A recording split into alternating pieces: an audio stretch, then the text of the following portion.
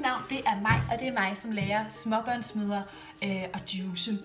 Jeg holder et webinar, og på det webinar, der skal vi blandt andet snakke om, hvordan du får din juicing-rutine gjort endnu hurtigere, så du ikke skal bruge særlig lang tid på at få rigtig, rigtig mange grøntsager.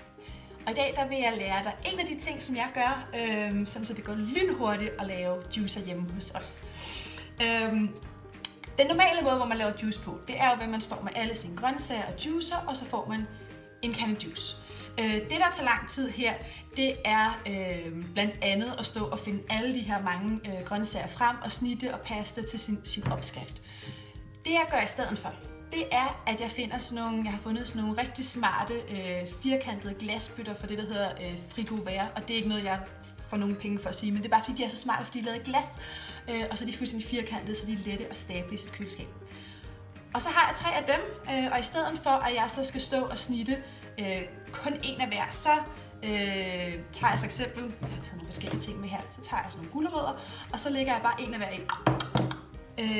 Det samme gør jeg med min squash for eksempel, lige en i hver, citroner en i hver, sådan, som faktisk der bruger jeg samme tid på at lave en hel portion til rigtig, rigtig mange dage.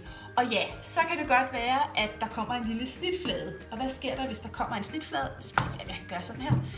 Når der kommer en snitflade her, så begynder den jo desværre at oxidere en smule. Og det betyder, at noget af næringsindholdet forsvinder. Men der går mit praktiske jeg sådan lidt ind og siger, okay, hvis den her squash, den lå sådan her i mit køleskab, så vil den ikke oxidere, men hvis jeg lige gjorde sådan her, så vil den oxidere en lille smule, og så til gengæld vil jeg så have mine portioner liggende. Det synes jeg altså er lidt smartere, fordi så hver eneste morgen, der kan jeg bare lige stå op fuldstændig sådan søvntræt, og så bare smække det hele i juiceren, så er det hele ligesom allerede snittet for mig. Så det er en af de ting, jeg gør for at få min juice-rutine til at være endnu hurtigere. Hvis du gerne vil lære resten, for der er rigtig, rigtig meget, du kan gøre for at få din juice-rutine til at gå hurtigere, så tilmeld dig det her webinar. Der vil jeg også gennemgå alle de frugter og grøntsager, som du kan juice, for det er ikke alle, du må kunne med din juicemaskine. Jeg vil fortælle dig, hvad du skal skrælle, og hvad du slet ikke behøver at skrælle.